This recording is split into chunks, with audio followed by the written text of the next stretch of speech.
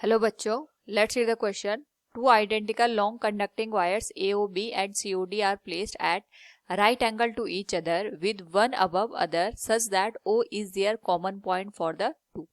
The wires carry I1 and I2 currents respectively. Point P is lying at a distance D from O along direction perpendicular to the plane containing the wires. The magnetic field at the point P will be, here we have given 4 options. Now to answer this question, first we will discuss here the key concept, and here the key concept will be magnetic field due to long current carrying wire. तो यहाँ पे अगर हमारे पास कोई long current carrying wire given होती है, उस particular case में जो मैग्नेटिक फील्ड की वैल्यू होती है and it is given as mu naught divided by 2 pi into r multiplied with current flowing in that particular wire. तो अकॉर्डिंग टू द क्वेश्चन, सबसे पहले अगर हम यहाँ पे क्वेश्चन को अंडरस्टैंड करें, दो वायर दे रखी हैं AOB एंड COD, जो दोनों एक दूसरे से राइट एंगल पर प्लेस की गई है and point O is common for both.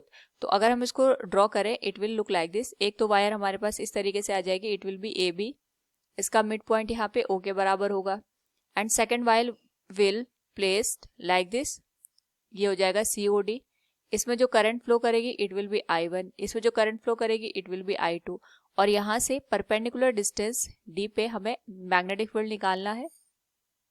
हम मान के चलते हैं ये पॉइंट P है हमारे पास, जहाँ पे हमें मैग्नेटिक फील्ड की वैल्यू निकालनी है. सो सबसे पहले अगर हम बात करें यहाँ पे magnetic field due to wire AOB, ये आ जाएगा हमारे पास B1 के बराबर, and it will be given as mu naught divided by 2 pi into I1, and it will be divided by D. D is the distance where we have to find out the magnetic field.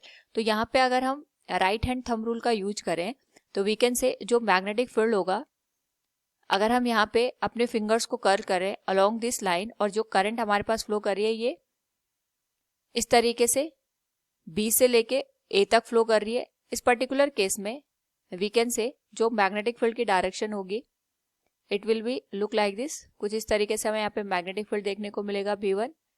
Similarly अगर हम बात करें यहाँ पे magnetic field due to wire COD, इसके through जो magnetic field की value आएगी दैट विल बी B2, और इसकी वैल्यू हो जाएगी mu naught divided by 2 pi into I2 divided by D के बराबर. इसके करस्पॉन्डिंग अगर हम मैग्नेटिक फील्ड की वैल्यू देखेंगे, ये हमारे पास यहाँ पे राइट हैंड थंब रूल से कुछ अपवर्ड डायरेक्शन में हमें देखने को मिलेगा. यानी जो मैग्नेटिक फील्ड अगर मैं इसको ड्रॉ करूँ यहाँ पे, तो ये हमें इस पर्टिकुलर केस में अपवर्ड डायरेक्शन में देखने को मिलेगा. एंड यहाँ पे जो दोनों मैग्नेटिक फील्ड हैं, क्योंकि हमने यहाँ पे जो दोनों वायर्स है इनको 90 डिग्री पे प्लेस किया है, तो जो इनका मैग्नेटिक फील्ड बनेगा that will also make 90 degree with each other. ये दोनों भी एक दूसरे के साथ यहाँ पे 90 डिग्री बनाएंगे, जिसके करस्पॉन्डिंग जो नेट मैग्नेटिक फील्ड बनेगा इसको हम यहाँ पे B नेट से इंडिकेट कर देंगे.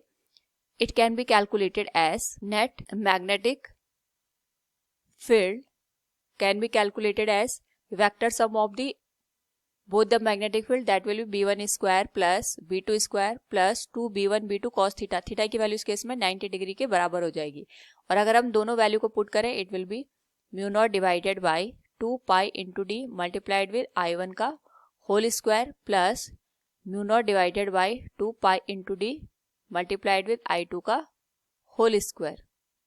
नाउ यहाँ पे जो हमारे पास नेट मैग्नेटिक फील्ड बनेगा उसकी अगर हम वैल्यू कैलकुलेट करें तो जो कॉमन टर्म है ये हम स्क्वायर रूट से बाहर लिख सकते हैं, that will be mu naught multiplied with 2 pi into D, और ये आ जाएगा square root of I1 square plus I2 square.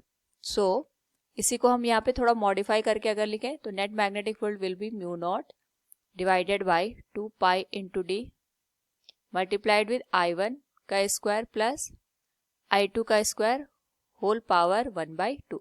This will be the resultant magnetic field due to the given wire.